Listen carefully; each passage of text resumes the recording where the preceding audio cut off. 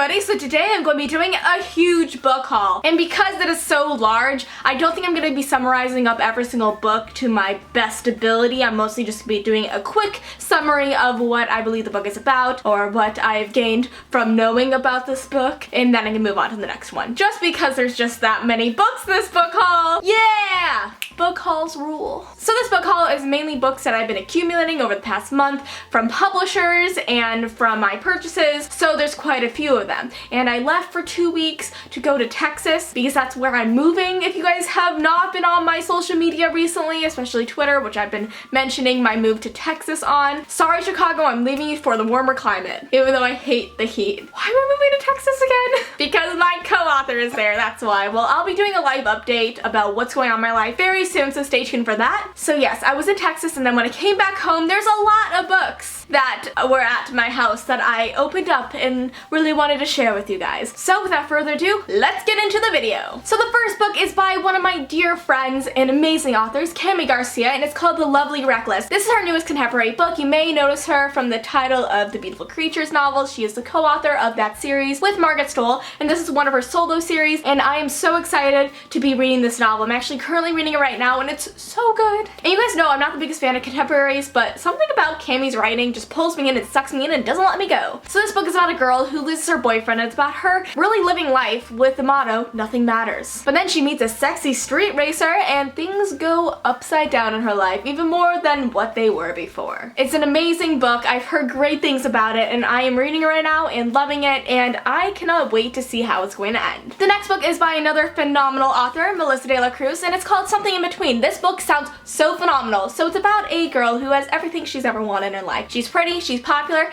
and she's actually from 2 Filipino parents, and then right as everything was going really well and her life was coming together because she got scholarships from colleges, she finds out that her parents' visas expired years ago and her whole entire family is illegal, so all those scholarships go away, and it's about her having to pick up the pieces of her life once they all crumble. And it sounds like such a phenomenal, very driven book that I'm really curious as to how it's gonna end up. It's a really difficult topic that it's on, and I think that this topic needs to be shared and spoken about, especially in the form of literature that it is in this book. The next book is Replica by Lauren Oliver. This book is actually really cool because it's written from 2 different people's points of views. So if you want to read Lyra's point of view, you have to read it from this side, and then you get Gemma's point of view, and then you have to read it from this side. So both their stories converge. That was a really weird accent. Both their stories converge in the middle, and it sounds like such a great novel. I've heard great things about it, and Lauren Oliver is a spectacular author, an amazing friend. So Lauren's book is coming out very soon. Wait, is it out?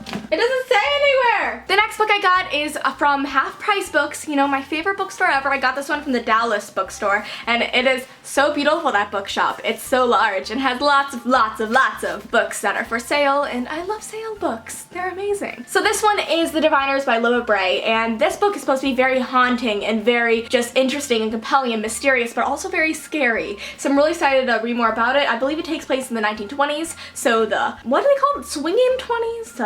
The roaring 20s. Roaring 20s. Yes, that. The next book I got from my publisher, Harlequin Teen, because I went to visit their offices recently and I got a lot of books from there, so I'm super excited. And this one's called First Life by Gina Showalter. I loved Gina's books before because they had to do with zombies. This one's a completely different premise from her other books though. No zombies. This is about a life after our lives, and it's about how our lives are actually just the lamer version of what First Life is. This is a very weird summary that I'm doing right now. But technically, it's about a life after the life you have that's supposed to be even more spectacular than the one that you have currently. Next, I have a ton of Marie V. Schneider books because she is my queen. I love her books. So I got A Shadow Study by Marie V. Schneider. This is a continuation of her Poison Study series. Then there's A Night Study, which I already have a copy of, but I got it from my publisher because they published their novels of the Shadow Study series, and I love it so much. So they really kindly just gave me the 2 newest books of the series, and I'm so excited because I love this book series. It's one of my top 3 favorite series of all time. And then I also got Stormblast by Marie V. Schneider, which is another series that she has, but I got this one from Half Price Books. Then another book I got from Half Price is The Sin Eater's Daughter. I've heard so many great things about this book. It's a fantasy novel about a sin eater. And then today I splurged a little bit and got a hardcover of a very new release that I'm so excited about, but not gonna read yet. I'm actually gonna be reading it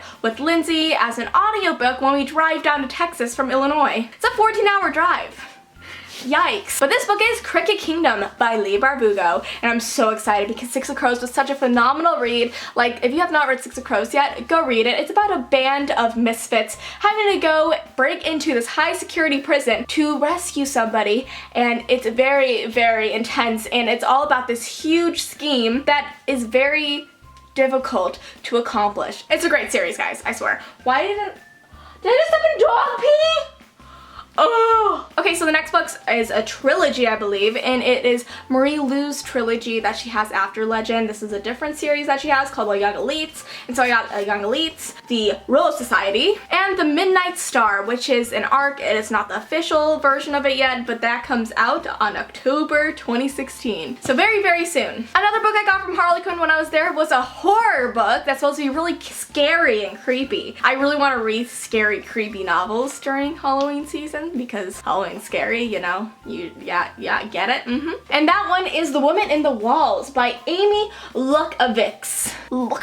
Have you guys ever been scared by a book? I don't think I hit myself in the ear with this book. That was lovely. I've never been scared by a book, but I hopefully will in this novel. The next one is Ray Carson's newest novel in the series, and this one is Like a River, Glorious. And this book's about a girl who can sense gold, and that sounds really cool. And it's during like the California gold rush, I believe. So that was a very interesting time in American history that I love reading about because there's lots of controversy around it. And you know, I feel like every single part of American history is very controversial, so this is just one of those. Okay, and the last book I have in this book haul, which has been a lot of books, and I think I've pretty much summarized them up pretty well so far, I hope. It's up for you guys to judge.